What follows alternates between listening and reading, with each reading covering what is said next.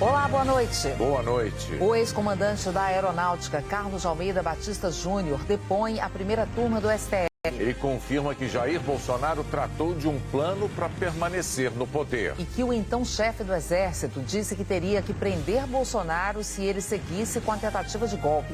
O governo dos Estados Unidos aceita que o Catar doe como presente um avião presidencial. Um novo constrangimento na Casa Branca. Diante do presidente Cyril Ramaphosa, Donald Trump mente e acusa a África do Sul de genocídio branco. O Papa pressiona Israel por mais ajuda humanitária em Gaza. E os nossos repórteres mostram que o INSS ignorou normas internas e autorizou o uso de sistemas paralelos de descontos em massa em aposentadorias e pensões. O Jornal Nacional está começando.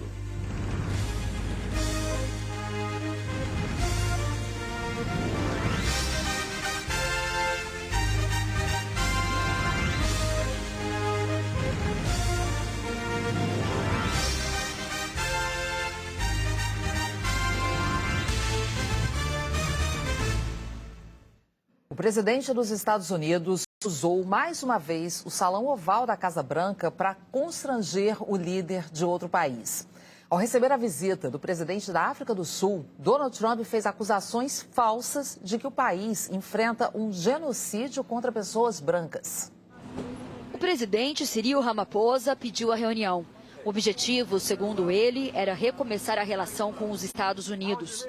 Desde que tomou posse em janeiro, Donald Trump acusou a África do Sul de ter uma política externa anti-americana e uma política interna anti-brancos. Ele cortou toda a ajuda financeira ao país, além de expulsar o embaixador sul-africano de Washington. Trump também ofereceu status de refugiado a 59 sul-africanos brancos, alegando que são vítimas de um genocídio, o que nunca foi denunciado nem provado em tribunais internacionais. Nem mesmo o partido que representa a comunidade branca do país afirma que crimes do tipo estejam acontecendo. No Salão Oval, Trump começou o encontro em um tom cordial. É uma honra receber o presidente sul-africano. Ele é um homem muito respeitado em alguns círculos, em outros um pouco menos, como todos nós. Ramaphosa destacou as parcerias comerciais que já existem entre os dois países, pediu laços mais fortes e ofereceu acordos por minerais raros. Trump então falou que conversaria sobre a perseguição e genocídio contra fazendeiros brancos. Quando abriram para perguntas, uma jornalista questionou o que faria Trump se convencer de que não há um genocídio na África do Sul. Ramaphosa disse que poderia responder pelo americano e que Trump precisaria ouvir as vozes da África do Sul. Se houvesse um genocídio contra fazendeiros brancos, eu aposto que esses 3 homens não estariam aqui, inclusive meu ministro da Agricultura. Ramaphosa estava se referindo aos integrantes brancos da comitiva presidencial sul-africana. Trump respondeu que há milhares de histórias de crimes. Em um ato inédito no Salão Oval, mandou apagar as luzes da sala. Eu posso te mostrar, disse o americano. Com o Salão Oval no escuro, a equipe da Casa Branca exibiu um vídeo. Diante de uma multidão, um homem fazia um discurso de ódio. Matem os boeres, uma referência aos fazendeiros brancos.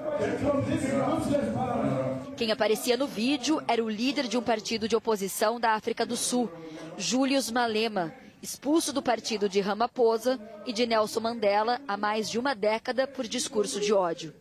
Outro vídeo mostrava, segundo Trump, mais de 1000 cruzes, e cada uma representava um branco morto na África do Sul.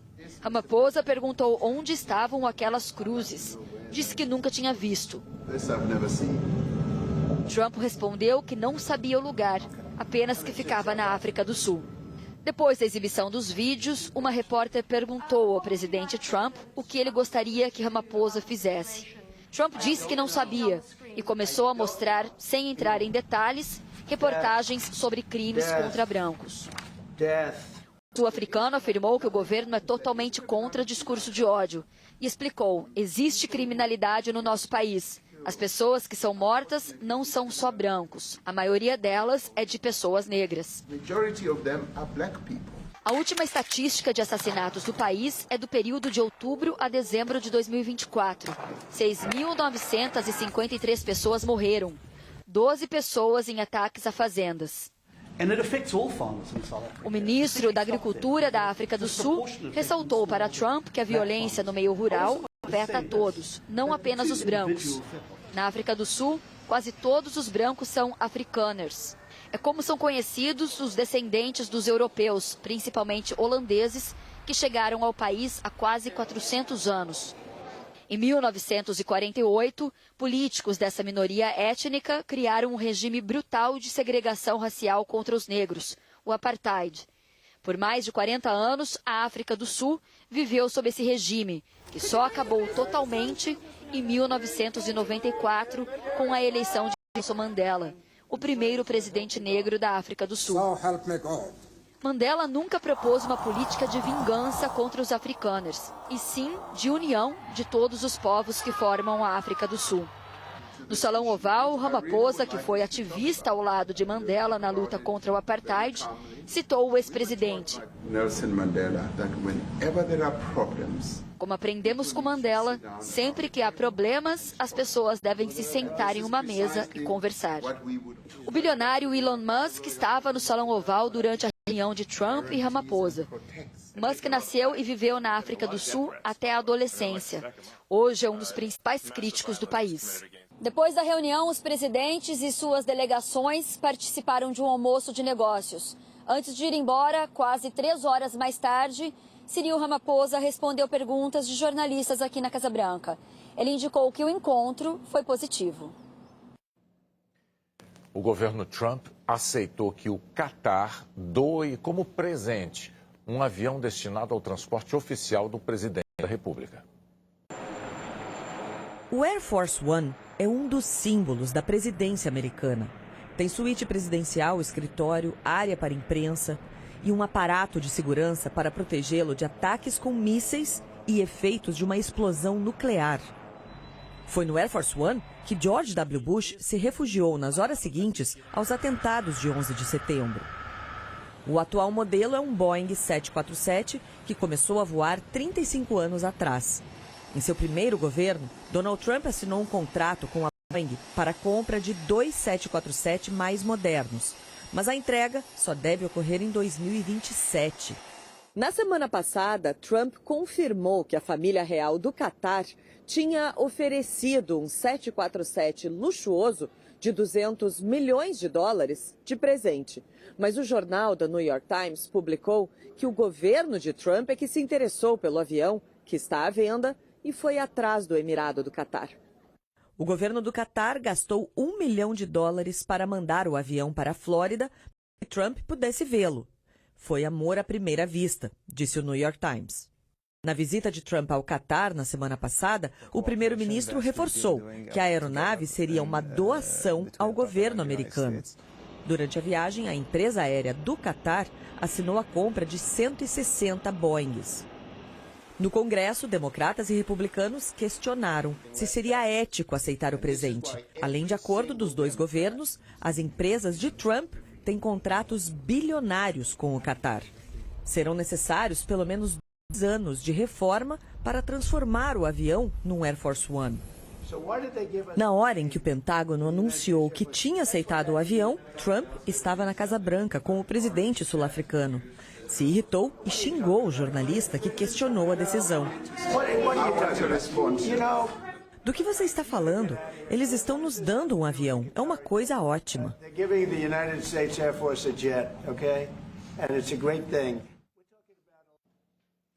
Quem não é presidente precisa pegar um voo comercial comum. Tem deparado com problemas surpreendentes no tráfego aéreo dos Estados Unidos. Um ventilador para impedir o superaquecimento de computadores ultrapassados. Radares da década de 1960 que pararam de funcionar abruptamente. Controladores de voo sobrecarregados. Essa é a realidade do espaço aéreo mais movimentado dos Estados Unidos. É a região que atende a cidade de Nova York e abriga 3 aeroportos internacionais, JFK, LaGuardia e Newark. É aqui no aeroporto de Newark, no estado de Nova Jersey, que essa crise ficou evidente. Nas últimas semanas, os passageiros tiveram que se acostumar com atrasos e cancelamentos recorrentes. O aeroporto é um dos mais movimentados dos Estados Unidos. No ano passado, recebeu mais de 374 mil voos e movimentou 48 milhões de passageiros. No último mês, por 4 vezes, as telas dos controladores de voo do aeroporto apagaram. A rede de TV CBS teve acesso a um vídeo que mostra um dos apagões no início do mês. Os controladores ficaram 1 minuto e meio sem contato com os aviões. No outro apagão, em horário de pico, a tensão foi tanta que 3 controladores entraram em licença médica por estresse pós-traumático. Na torre de Newark, onde deveria haver 38 controladores, existem apenas 22, o que também tem provocado muitos atrasos. Essa americana tentou trocar o voo para outro aeroporto, mas desistiu porque era caro.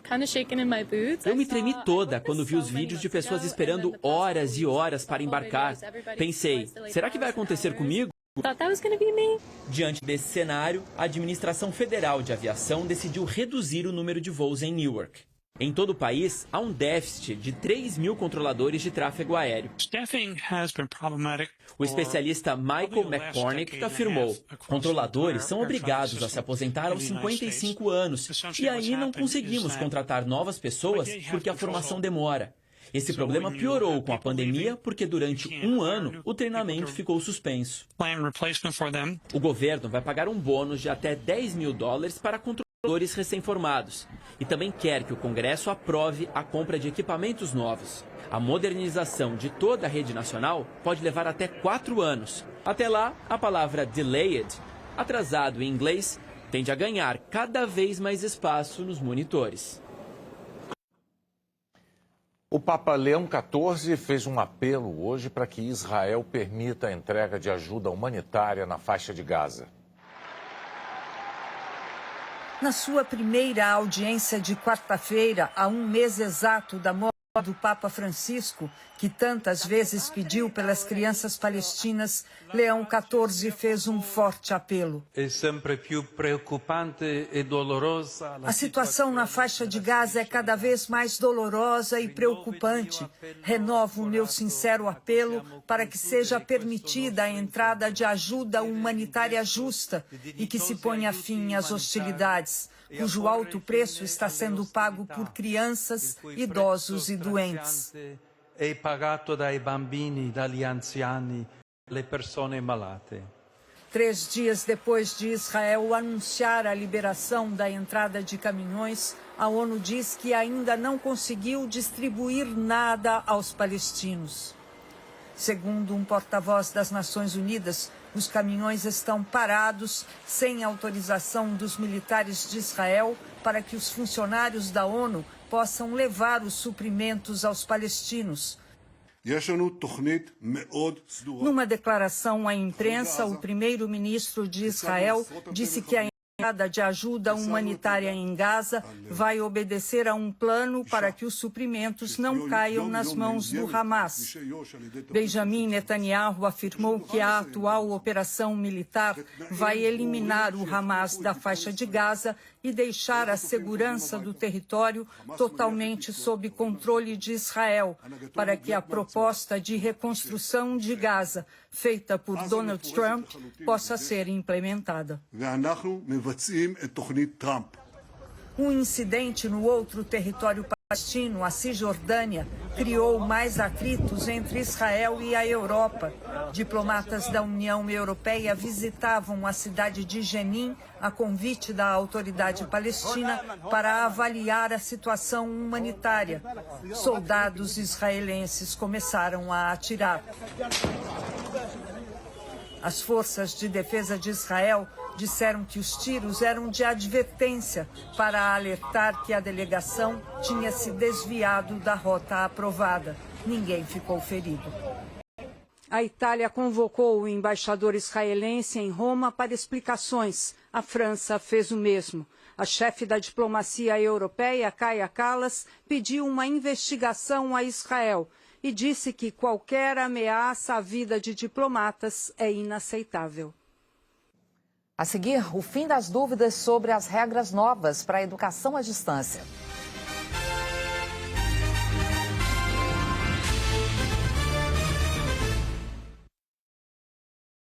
intensa, deixa com quem sabe. Do Flex Max, 2 vezes mais potente.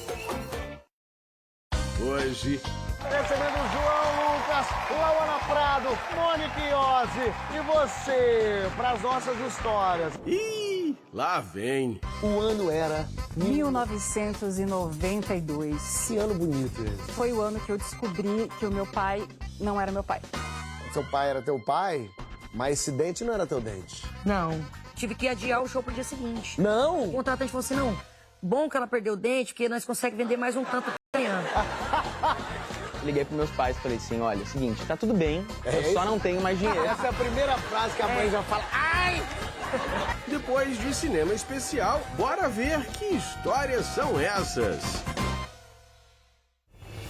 União Brasil. Posso falar? Se você é mulher, batalhadora e acredita em Deus, então você é a cara do União Brasil. Sou a pastora Sandra Alves, vereadora de São Paulo, e posso garantir que o nosso partido respeita o direito das mulheres. E o que queremos? Queremos oportunidade, renda, representatividade. Feliz a União Brasil Mulher. União Brasil. Feirão de fábrica Volks Vale Mais. Última chance para aproveitar ofertas exclusivas da marca Líder de Vendas em São Paulo. Novo Nivus Highline a partir de R$ 139.990. E T-Cross Highline com bônus de até R$ 17.000. Não perca!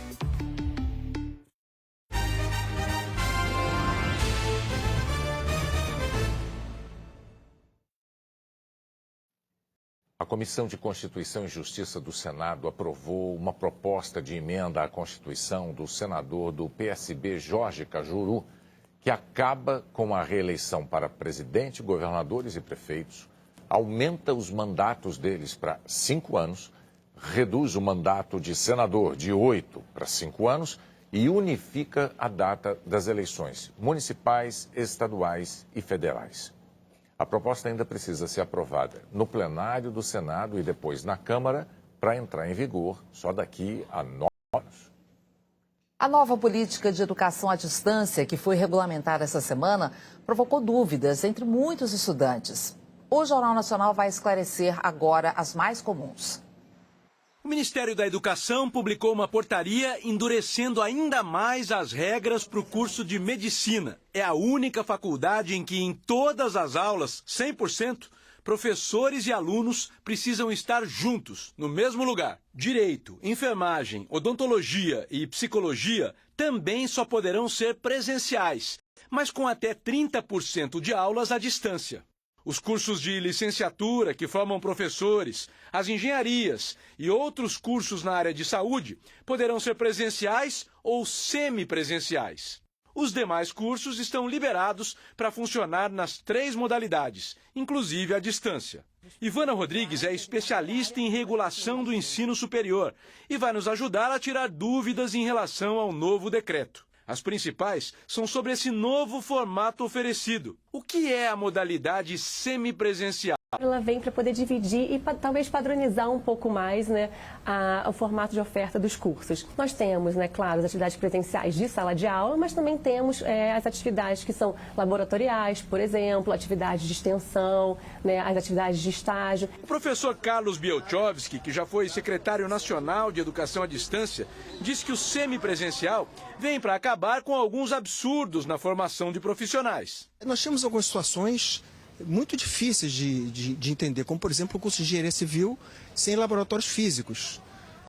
Alunos que faziam provas sem controle de autoria, né? Então o decreto disciplina isso. E pela nova regra, como vão ser as provas e avaliações nos cursos EAD? Nós temos essa nova política, né, que estabelece que todas as avaliações, né, das disciplinas EAD serão feitas e realizadas, né, presencialmente. Então, mesmo que a disciplina, né, ela seja realizada à distância, a prova deverá ser realizada ou na sede da instituição ou no polo de educação à distância.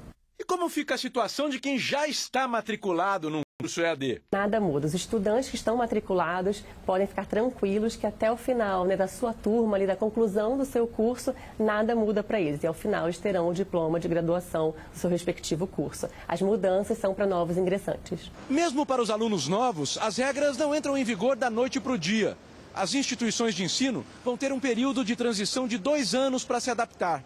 E nos próximos 90 dias, ainda vai ser possível fazer matrículas na educação à distância e cursar toda a faculdade pelas regras antigas. Nos últimos dias, tanto universidades privadas quanto públicas vêm debatendo o decreto. Essa possibilidade de abrir o ensino superior a um número maior de alunos se mantém. Apenas vai orientando que isso seja feito com a devida qualidade. A Gabriela se forma no fim do ano em administração pública. Com uma filha pequena, só conseguiu fazer o curso à distância. Em alguns momentos, sentiu falta dos professores. Mas o que aprendeu na tela transformou o próprio futuro. Você precisa ter a disciplina, tanto no online quanto no presencial. O aluno ele precisa querer estar ali, querer fazer o curso, se esforçar para poder conseguir concluir o curso. Isso é fundamental em qualquer área, né?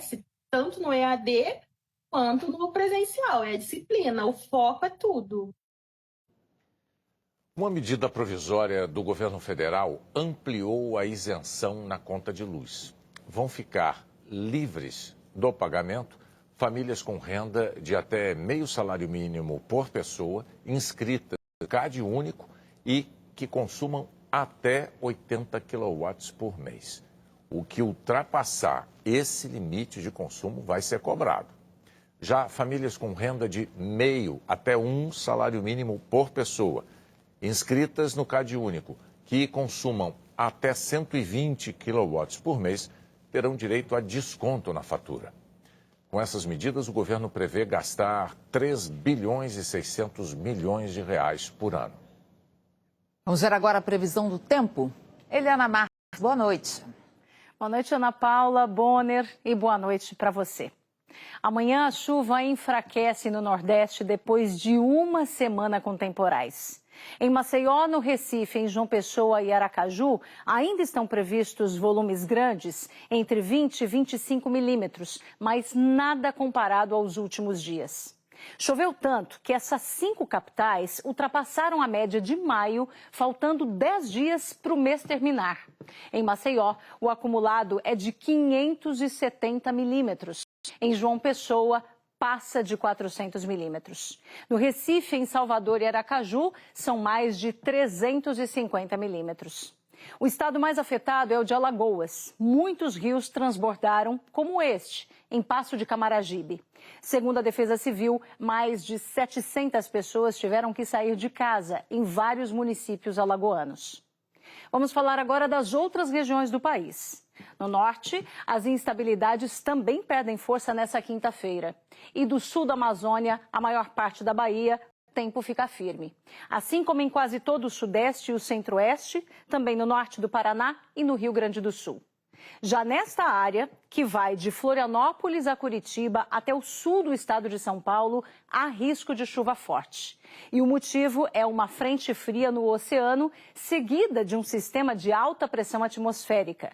Juntos, eles empurram umidade do mar para o continente, aumentando as nuvens e a chuva. A alta pressão também traz um ar mais frio.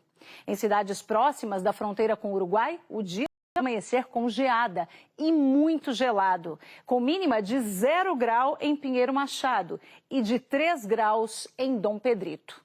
Em Porto Alegre, 10 graus, em Curitiba 12, em Florianópolis 15 e nem à tarde faz calor. Máximas de apenas 16 e 18 graus. Em São Paulo, que tem previsão de chuva a qualquer hora, esquenta menos do que hoje, máxima de 24. No centro-oeste, Brasília deve ser a capital menos quente, com 27 graus. 29 em Natal e Fortaleza e 30 graus em São Luís, Belém e no Rio de Janeiro. Em Cuiabá e Teresina, 34. E em Palmas, 35 graus. Ana Paula e Bonner. Obrigada, Eliana. Até amanhã. O governo do Rio Grande do Sul concluiu a desinfecção da granja de Montenegro, em que surgiu o foco de gripe aviária. Assim, de acordo com o Plano Nacional de Contingência, a partir de amanhã, a área vai iniciar o período chamado de vazio sanitário. Se não surgir nenhum caso em 28 dias, o Brasil vai poder se declarar livre da gripe aviária. Até lá, a fiscalização nas propriedades rurais vai continuar. 29 pessoas tiveram complicações depois de passarem por procedimentos oftalmológicos na Paraíba. Dos 64 pacientes atendidos na quinta-feira passada, em Campina Grande, 9 tiveram infecções graves. 7 foram operados hoje. 17 estão internados. A Secretaria de Saúde da Paraíba afirmou que a empresa contratada usou 6 frascos de medicamentos vencidos e sem lacre. A Polícia Civil abriu investigação. A Fundação Rubens Dutra II, responsável por esse mutirão, afirmou que iniciou imediatamente o tratamento dos pacientes. A seguir, nossos repórteres mostram que o INSS autorizou sistemas paralelos de descontos em massa nas aposentadorias e pensões.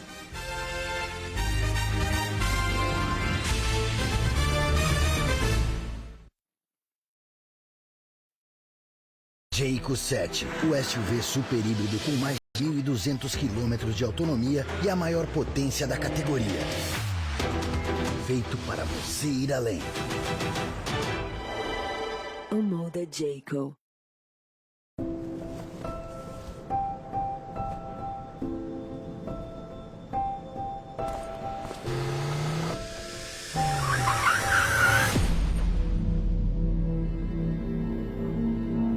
O importante é chegar. Respeite os limites de velocidade. Se não por você, por quem você ama. Maio Amarelo. Desacelere. Seu bem maior é a vida. Detran SP. Governo do Estado de São Paulo. São Paulo são todos.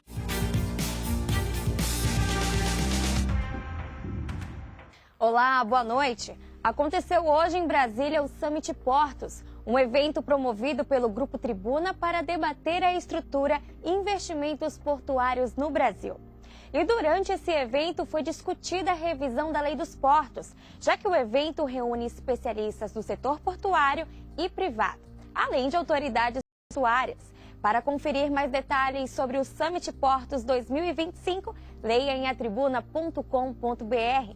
E para outras notícias do Porto, é só acessar o QR Code que aparece aí na sua tela. Grupo Tribuna, Porto, em todas as plataformas.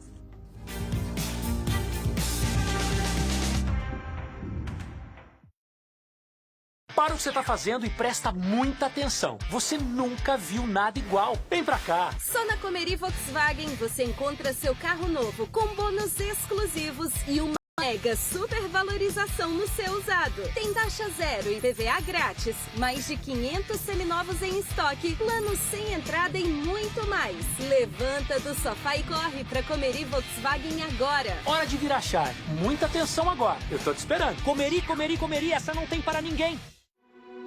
Olha só quem está de volta essa semana na edição especial de História de Amor. Oi. É depois do Jornal Hoje.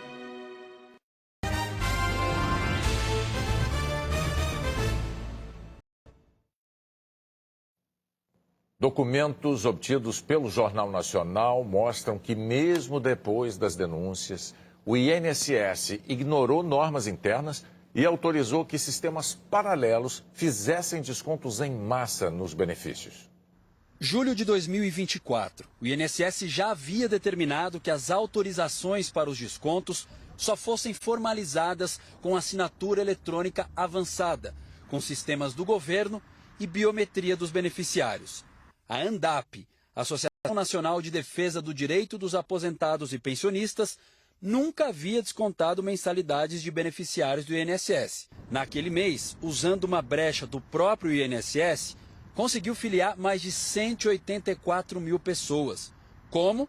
A associação usou um site de assinatura virtual simplificada para incluir os descontos.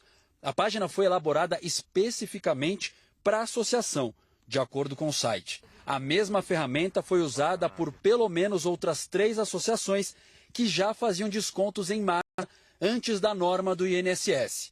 A Amar Brasil, ABCB, filiou em dezembro do ano passado 39 mil novos beneficiários e a Masterprev filiou mais de 15 mil pessoas em julho.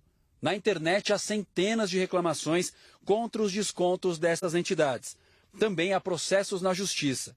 Segundo o INSS, na plataforma criada para que os segurados contestem os descontos, mais de 99% das respostas sobre essas entidades afirmam que não autorizaram os descontos. A dona Maria das Graças afirma que nunca autorizou os descontos. Entrou na justiça e conseguiu suspender os repasses. A situação agora está, suspendeu os descontos, né? Mas não sabemos quando vou receber de volta o dinheiro que eles descontaram. E se vão pagar. Os descontos em massa feitos pelas entidades usaram uma brecha criada pelo próprio INSS para seguir autorizando os repasses. Em março do ano passado, já com denúncias de fraude e investigações na Controladoria Geral e no Tribunal de Contas da União, o INSS determinou que as autorizações para os descontos precisariam de assinatura eletrônica avançada. Novos descontos ficaram proibidos por 6 meses, até que o sistema de biometria oficial da Dataprev, que gerencia os dados da Previdência, ficasse pronto. Mas a partir de junho, a pedido das entidades como a ANDAP, o então presidente do INSS, Alessandro Stefanuto, começou a autorizar novos descontos por meio de uma espécie de biometria paralela, feita pelas próprias associações, sem um sistema oficial de reconhecimento facial. 16 entidades foram autorizadas, incluindo as citadas nessa reportagem. E é aí que entram os sites de assinatura virtual encomendados pelas associações. Em setembro, o sistema de biometria oficial da Dataprev foi apresentado ao governo. Mesmo assim, Stefanuto, a pedido das entidades, prorrogou o uso da biometria paralela em 2 oportunidades. Até dezembro, argumentando que o sistema oficial precisava de ajustes, e em janeiro desse ano, mesmo com a biometria da Dataprev funcionando, prorrogou a biometria paralela até o final do mês. O atual presidente do INSS, Gilberto Valer Júnior, afirmou que o Instituto não poderia ter editado uma norma autorizando a biometria paralela. Na verdade, isso possibilita a fraude, porque se o INSS foi induzido a soltar uma instrução normativa por orientação de órgãos de controle, fechando porque havia notícia de problema, ele não poderia flexibilizar para que instituições não pudessem ter um outro atalho. As 4 entidades aparecem nas auditorias da Controladoria Geral da União e nas investigações da Polícia Federal. O número de novos associados chamou a atenção das autoridades, mas elas não figuram na lista de 12 associações que foram alvo de pedidos na Justiça de bloqueio de bens. A defesa de Alessandro Stefanuto disse que, enquanto ele esteve à frente do INSS, adotou todas as medidas cabíveis dentro dos limites legais e operacionais para garantir a segurança e a regularidade dos descontos nos benefícios. Nós procuramos as associações e entidades citadas na reportagem, mas não tivemos retorno. Além de descontos indevidos, os aposentados e pensionistas do INSS também reclamam do assédio que sofrem por telefone, com ofertas de empréstimo consignado e até de plano funerário. O celular toca e não apenas 1, 2 ou 3 vezes por dia. Tem dia que é 60, 50, 60 ligações por dia. Num dia, por dia. Aí você bloqueia aquela ligação, em seguida liga outro número e assim vai o dia. Quando as chamadas começaram, Cláudia estranhou porque, apesar de já ter dado entrada na aposentadoria do INSS, ainda não tinha sido informada de que o benefício tinha saído. Recém-aposentados são alvos preferenciais porque ainda não têm empréstimos consignados feitos e podem comprometer até 45% do benefício com dívidas. Para tentar botar freio no assédio de instituições de crédito, associações diversas e até funerárias, a Cláudia registrou várias reclamações. Reclamei no PROCON, no meu INSS, mandei um e-mail através da plataforma do Banco Central, por causa das empresas ficarem me ligando, e para ver quem vazou a informação e quem que poderia dar uma solução. Alguém deu solução? Não. E a Cláudia tem vasta companhia nesse... O inferno, não tem outro nome, é um inferno. Porque por mais que você bloqueie, a quantidade de ligação que vem de outros números, novos números, e alguns eles têm uma abordagem agressiva, chegam a ser agressivos porque eles partem do princípio que nós somos ignorantes. E não é de hoje que o dinheiro da Previdência tem sido saqueado por fraudadores e que aposentados, pensionistas e beneficiários são assediados e têm seus dados vazados. Desde que foi criado em 1990, o instituto que deveria proteger o dinheiro poupado e o sossego de quem se aposentou tem falhado com frequência nessa tarefa. Funcionários do INSS fraudaram o INSS. E faz tempo que a sucessão de escândalos enche o noticiário com fraudes milionárias, bilionárias e de todo tipo, envolvendo acesso a informações que deveriam estar protegidas. O novo presidente do INSS explicou que até 2 semanas atrás os dados dos segurados estavam abertos, mas que isso mudou. Ela ficava aberta para que as instituições financeiras pudessem olhar, conferir e, de alguma forma, oferecer produtos. A gente mudou essa realidade e hoje, a partir do momento que ele contrata o consignado, essa autorização para colheita, para poder analisar, para verificar a sua margem, ela fecha e só abre novamente com a autorização do nosso segurado. A Defensoria Pública Federal, que atua junto ao INSS, diz que o atual bloqueio para novos descontos e consignados, feito depois do escândalo dos descontos indevidos, deveria servir como ponto de virada para denúncias nunca resolvidas e que atingem principalmente aqueles com mais dificuldade de entender, se informar e se proteger. Eu fico frustrada, principalmente de saber que nós já identificamos esse problema há um certo tempo, né? E já tentamos o diálogo e muitas vezes a gente não conseguiu ter uma solução linear, né, e efetiva para todo mundo. Há 2 semanas no cargo, o novo presidente, que já foi corregedor e ouvidor do INSS, promete. O assédio vai acabar e, se tiver o assédio, denuncie, nos auxilie a combater essa prática irregular. A Federação Brasileira de Bancos declarou que condena qualquer tentativa de assédio ou fraude na prestação de serviços e produtos bancários e que, desde que a autorregulação do consignado entrou em vigor, em 2020, aplicou 1.400 medidas administrativas. A seguir, o depoimento ao STF do ex-comandante da Aeronáutica. Batista Júnior confirma que Jair Bolsonaro tratou de um plano para permanecer no poder. E que o então chefe do Exército disse que teria que prender o ex-presidente se ele seguisse com a tentativa de golpe.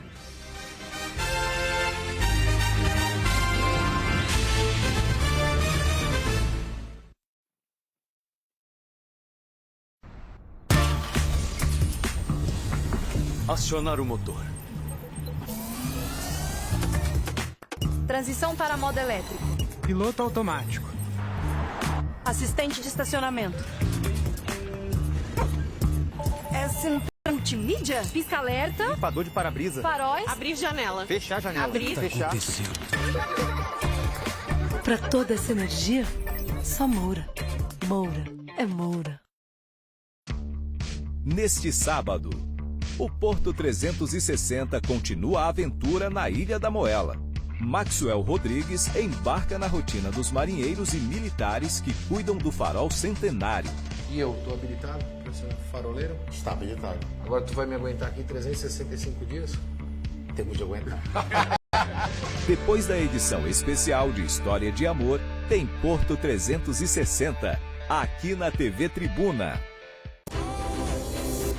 PL é 22. O PL Mulher em Praia Grande defende valores que são inegociáveis. Somos pela defesa da vida desde a concepção, pela família e por mais segurança pública. Estamos vivendo um novo momento e nós, mulheres conservadoras, também somos a voz desse novo tempo. Somos a mudança desse Brasil, onde o prato cheio é raro. Tá tudo muito caro. Saudade do Bolsonaro, né? Precisamos de Deus, pátria e família. Vem pro PL Mulher, o Brasil precisa de você. PL é 22. A Caoa Sherry nasceu com um compromisso: oferecer tecnologia de ponta com preço justo. O consumidor brasileiro entendeu o recado, pesquisou, comparou e optou pela escolha inteligente. Hoje o Tigo 8 é o líder absoluto de vendas na sofisticada categoria dos SUVs Premium de 7 lugares, superando o Jeep Commander, Toyota SW4 e todos os outros. Porque quem conhece um Tigo de perto dificilmente escolhe outro SUV. Para Odete Reutemann, vale tudo para juntar de vez Ivan e Heleninha. Se eu disser que não me sinto atraído por ela, eu tô mentindo. E ela... Dando condição forte, né, Ivan? O que você vai aprontar, Odete? Vai ser ótimo jogar uma pá de cal nesse namoro do Ivan. Hoje... Será que a ex-namorada dele viu essa foto? Olha, se ela não viu, alguém vai mostrar.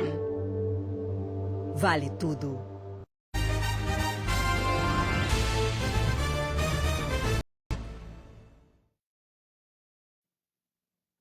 O ex-comandante da Aeronáutica, Carlos de Almeida Batista Júnior, prestou depoimento hoje, à primeira turma do STF.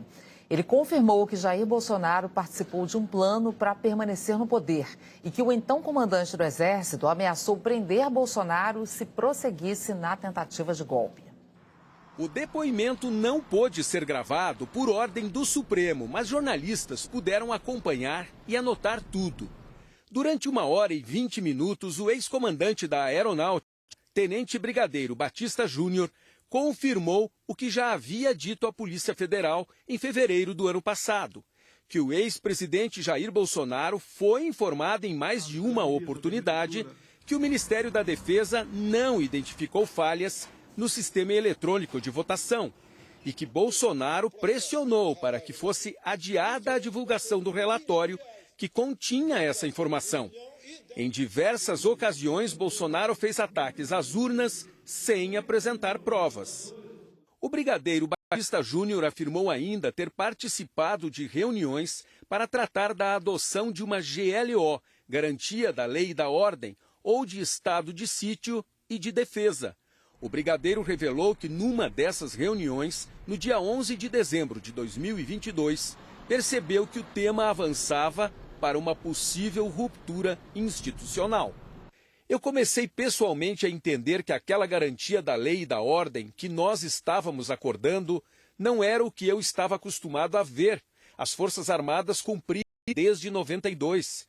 E nós começamos a ficar desconfortáveis, pelo menos eu, ministro Paulo Sérgio e o general Freire Gomes.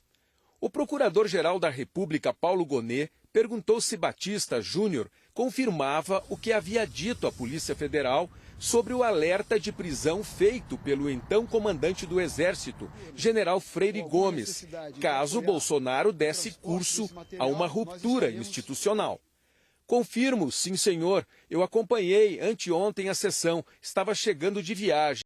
General Freire é uma pessoa polida, educada, logicamente ele não falou essa frase com agressividade com o presidente da República. Ele não faria isso, mas isso ele falou com muita tranquilidade, com muita calma, mas colocou exatamente isso. Se o senhor tiver que fazer isso, eu vou ter que acabar lhe prendendo. Essa afirmação desmentiu o ex-comandante do Exército, que na última segunda-feira, também em depoimento ao STF, negou que tivesse ameaçado prender Bolsonaro se ele levasse adiante o plano golpista. Ainda em resposta a Paulo Gonet, Batista Júnior disse que os militares trabalhavam com a possibilidade da adoção de uma GLO apenas em caso de convulsão social no Brasil. E que falou com o presidente Bolsonaro, aconteça o que acontecer, no dia 1º de janeiro o senhor não será presidente. Ou seja, a GLO que nós estávamos falando era para o caso de um evento de um problema em alguma cidade, algum estado, alguma convulsão social. Ao ser questionado sobre a intenção de prender autoridades, o brigadeiro confirmou que em uma das reuniões com Bolsonaro e o então ministro da Defesa, Paulo Sérgio Nogueira de Oliveira, essa sugestão foi feita. Foi, sim senhor, do ministro Alexandre de Moraes. Segundo o brigadeiro, um dos presentes na reunião levantou a hipótese de que os outros ministros do Supremo poderiam libertar Moraes com um habeas corpus. Essa pessoa não foi identificada. Nós prendemos o presidente Alexandre de Moraes, que é o presidente do TSE, vai amanhã ao STF, vai dar habeas corpus para soltar ele. E aí nós vamos fazer o quê? Prender os outros 11? Mas esse era um brainstorm, buscando uma solução que já estava no campo do desconforto. Pelo menos, para mim, estava. Batista Júnior confirmou que numa das reuniões em que Bolsonaro estava presente, O então comandante da Marinha, almirante Almir Garnier, se dispôs a apoiar o plano golpista. Dessas reuniões eu tenho uma visão muito passiva do almirante Garnier. Eu lembro que o Paulo Sérgio, Freire Gomes e eu conversávamos mais, debatíamos muito, tentávamos demover a mais o presidente. Em uma dessas, chegou um ponto que ele falou que as tropas da Marinha estariam à disposição do presidente. O ex-comandante da Aeronáutica também confirmou a existência da chamada Minuta do Golpe. Disse que o documento foi apresentado a ele, a Freire Gomes e ao então comandante da Marinha, Almir Garnier, no dia 14 de dezembro de 2022, pelo então ministro da Defesa, Paulo Sérgio Nogueira de Oliveira. O estado de sítio era uma coisa que eu não imaginava que fosse aparecer essa expressão. Ele falou assim: eu trouxe aqui um documento que é para vocês analisarem. Logicamente, com base em tudo o que estava acontecendo, eu perguntei para ele: esse documento prevê a não assunção no dia 1º de janeiro do presidente eleito? Ele falou sim. Daí eu falei: não admito sequer receber este documento. Não ficarei aqui. Levantei, saí da sala e fui embora. Paulo Gonet perguntou: depois que o senhor se opôs à minuta de forma tão enfática, o senhor sofreu alguma espécie de ataque ou pressão presencialmente ou virtualmente? Batista Júnior respondeu que muitas, não só minha pessoa, mas a minha família, o que foi muito difícil, viu? Gonet quis saber se ele identificaria a fonte desses ataques. E o brigadeiro disse: infelizmente também, sim, senhor. General Braga Neto. O ex-comandante da Aeronáutica, que encontrou o ex-ministro do GSI, Augusto Heleno, na formatura do Instituto Tecnológico da Aeronáutica, no dia 16 de dezembro de 2022. Heleno pediu carona para voltar a Brasília num avião da FAB, porque foi chamado para uma reunião de emergência com Bolsonaro no dia seguinte. Na conversa, Batista Júnior disse a Heleno que eu e a Força Aérea, por unanimidade do alto comando da Aeronáutica, não vamos apoiar qualquer ruptura nesse país. Se alguém bancar isso, saiba quais são as consequências. Logicamente, eu entendi que o ministro Heleno não estava sendo chamado para uma coisa trivial e quis deixar claro a posição novamente da Força Aérea, porque não tinha deixado para ele ainda. O brigadeiro Batista Júnior foi a última testemunha indicada pela acusação para o chamado núcleo crucial da trama golpista, de que faz parte o ex-presidente Bolsonaro. Amanhã começam as audiências de testemunhas escolhidas pelos advogados de defesa. Serão ouvidos nomes apresentados pelo tenente-coronel Mauro Cid, que fez delação premiada. A defesa de Almir Garnier afirmou que Batista Júnior tem memória seletiva, que em relação às reuniões com outros comandantes e com o presidente da República, Batista Júnior aponta detalhes que se confrontam com o que foi apurado.